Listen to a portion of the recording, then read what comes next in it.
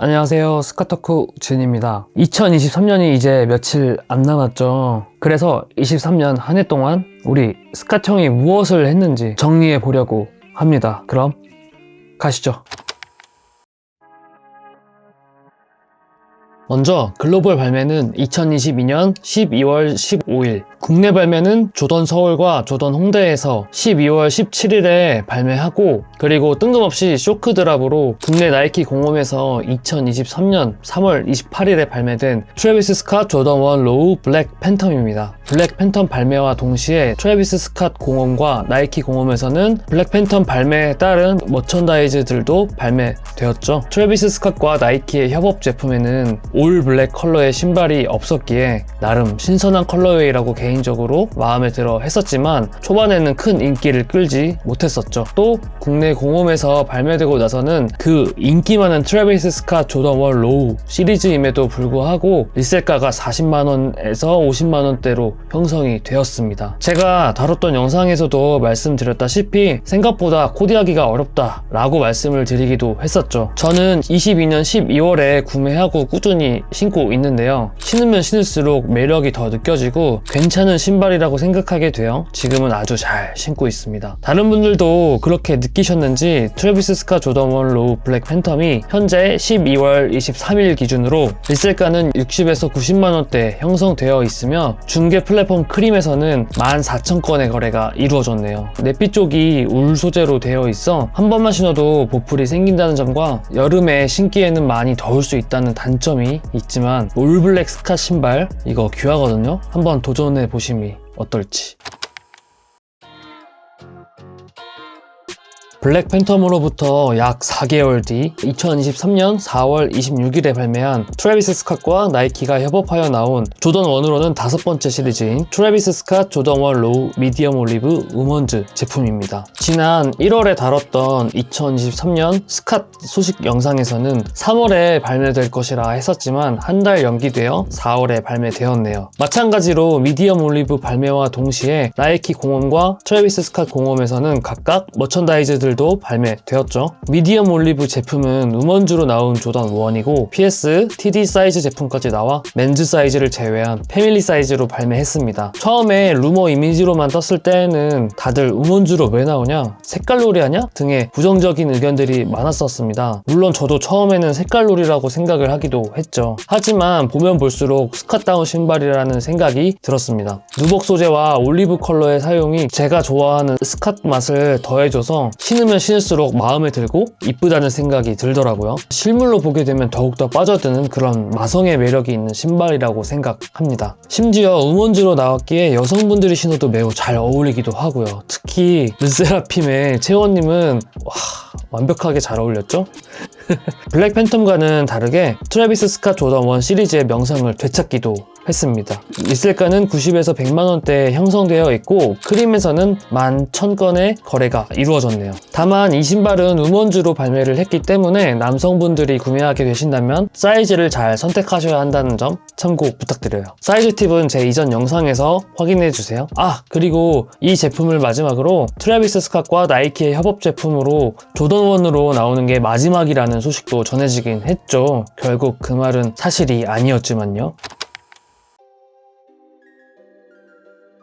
2018년 애스트로월드 앨범 발매 후 5년 만에 2023년 7월 28일에 드디어 계속 낸다고 했던 유토피아 스튜디오 앨범이 발매되었습니다. 지난 1월 영상에서 23년에 주목해야 할 부분이 바로 새로운 앨범 발매라고 했었는데 5년간 많은 일들이 있었지만 결국에는 그 기다림의 결실을 맺는 앨범이었습니다. 총 19곡으로 구성되어 있는 앨범이죠. 7월 28일 앨범이 발매된 이후 저는 지금까지도 계속 이 앨범을 듣고 있을 정도로 너무나 마음에 드는 앨범입니다. 하지만 대중의 평가는 크게 갈리긴 했죠. 평론지 피치포크에서는 이 앨범에 대하여 스캇 앨범 중 가장 최저점인 10점 만점에 5.7점을 줬습니다. 이전 애스트로월드의 흥행과 그에 따른 기대치가 너무 높았던 것이 이유가 되지 않았을까. 하지만 저는 지금까지도 풀 앨범을 듣는 입장에서 감히 이야기해보자면 완성도 면에서는 높은 수준의 앨범이라고 생각이 들더라고요. 1번 트랙 하이에나부터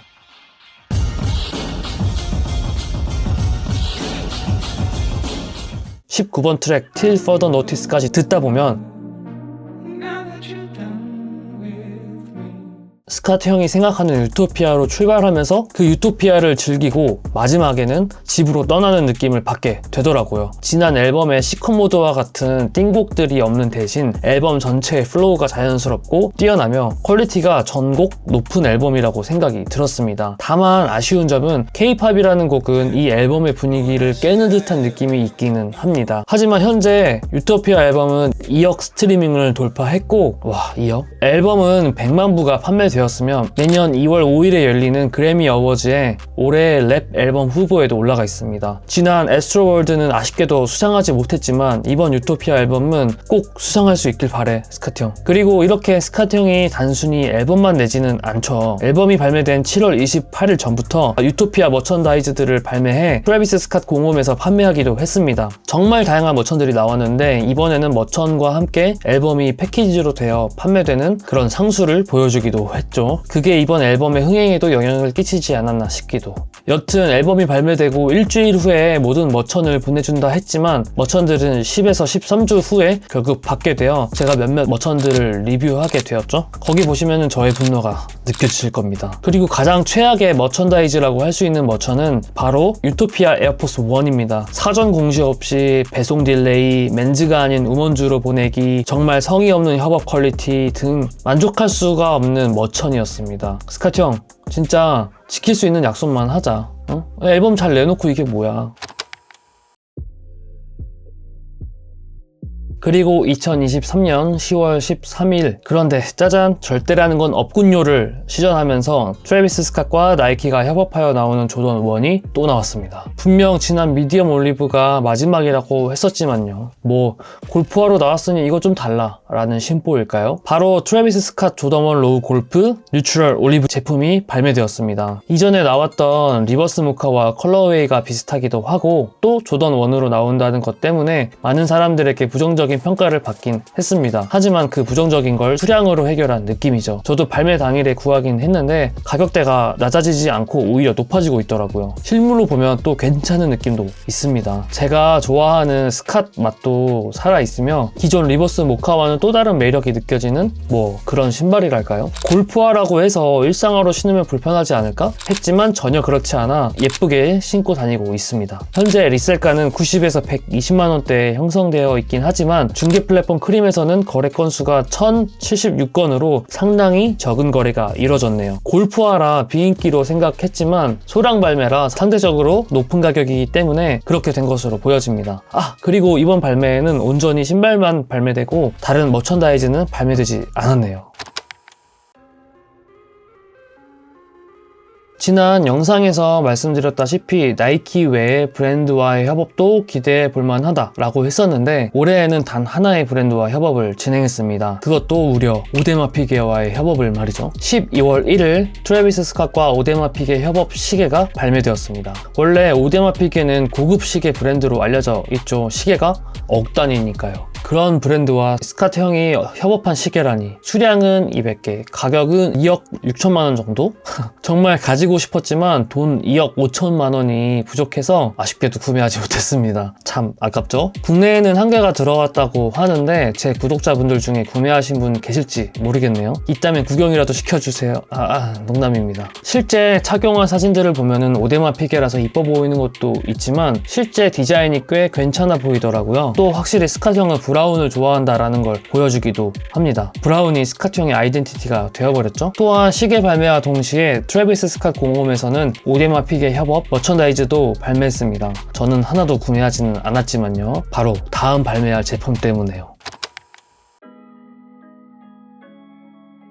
그 제품은 바로 2023년 12월 19일에 발매한 트래비스 스캇 맥 어택입니다. 얼마 전에 업로드한 영상 모두 한번 보셨죠? 지난 6월 23일에 발매했던 일반판 맥 어택의 소재 및 컬러 모두 다 유지한 채 역수시와 뒤축에 캡터스잭 로고만 추가된 채로 발매해서 많은 비판을 받았던 제품입니다. 그리고 또 호불호가 많이 갈리기도 하고요. 제가 선호하는 스캇 맛을 전혀 느낄 수 없는 제품이기도 합니다. 지난 유토피아 에어포스 1에 이어서 맥 어택 또 성의를 찾아볼 수 없다 보니 많은 분들도 안타까워 하더라고요. 뭐 스캇 형이 앨범 활동 때문에 바빠서 그랬나 싶기도 합니다. 사실 그런 것 다 감안하고 실제로 신어보면 나쁘지만은 않기는 합니다. 나름 괜찮아 보여요. 최근에 리뷰를 했으니 자세한 내용은 이전 영상을 참고해주시면 감사하겠습니다. 리셀가는 20에서 30만원대로 확실히 비인기 제품이라는 것을 보여주고 있네요. 거래도 1000건이 넘지 않기도 하고요. 다음 협업 때에는 조금만 더 신경 써줘 스캇 형. 네, 이렇게 2023년 한 해 동안 스캇 형이 무엇을 해왔는지를 살펴봤습니다. 종류는 다양하지는 않았지만 큼지막한 이벤트들이 많았네요. 올해는 누가 뭐라 해도 저는 유토피아 앨범이 가장 큰 이슈였다고 생각합니다. 여러분들은 어떤 소식이 반가웠나요? 이제 2024년이 되고 또 24년에는 새로운 소식들을 가지고 올 스캇 형을 기대하면서 저도 내년에 또 돌아오도록 하겠습니다. 크리스마스도 잘 보내시고요. 또 새해 복 많이 받으시고요. 올 한 해 동안 정말 수고 많으셨습니다. 아마 다음 주에는 영상이 업로드 되지 않고 내년 1월부터 다시 영상을 시작하도록 할 테니 그 점은 양해 부탁드리겠습니다. 그럼 끝! 안녕. 메리 크리스마스. 새해 복 많이 받으세요.